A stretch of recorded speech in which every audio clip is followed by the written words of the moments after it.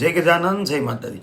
વાત વાતમાં ઘણા પુરુષોને આદત હોય છે કે પોતાની પત્નીને ગાળી ગલોચ કરતા હોય છે। પત્નીને ગાળો દેવાથી પુરુષને કેટલા પ્રકારના નુકસાનો થાય છે ચાલો જાણીએ। જાણતા પહેલા કમેન્ટની અંદર જય માતાજી જરૂરથી લખી દેજો અને આ વિડીયોને શેર કરવાનું ભૂલતા નહીં। પહેલું તો જે પુરુષ પોતાની પત્નીને માન સન્માન નથી આપતો અને ગાળી દઈને બોલાવે છે એ પુરુષની સમાજમાં કોઈ જગ્યાએ ઇજ્જત રહેતી નથી।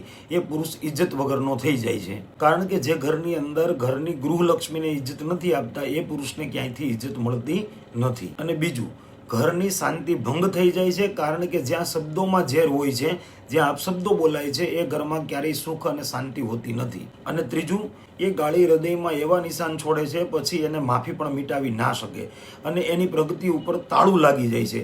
એની પાસે કોઈ પણ બરકત વધતી નથી અને સંબંધોનું પણ જલ્દી જ અંત આવે છે। બહારથી બધું બરાબર લાગે છે પણ અંદરથી બધું જ ખતમ થઈ જાય છે। તો જે પુરુષ પોતાની પત્નીને ગાળી ગલોચ દઈને બોલાવતા હોય, પત્નીનું માન સન્માન ન જાળવતા હોય, એવા પુરુષોએ ખાસ કરીને ધ્યાન રાખવું જોઈએ કે પોતાની પત્નીને જેટલી ઇજ્જત માન સન્માન આપશે અને જેટલું સન્માનથી એને બોલાવશે એટલું જ માતા લક્ષ્મીની એના જીવનની અંદર કૃપા થશે। જ્યાં ઘરની સ્ત્રીની ઇજ્જત નથી થતી એ પુરુષ જીવનમાં ક્યારેય પણ સુખી નથી રહી શકતો। તો તમે પણ જો તમારા પત્નીને ગાળી ગલોચ કરવાની આદત હોય તો આ આદત તમારે આજથી જ છોડી દેવી જોઈએ। જય ગજાનન, જય માતાજી।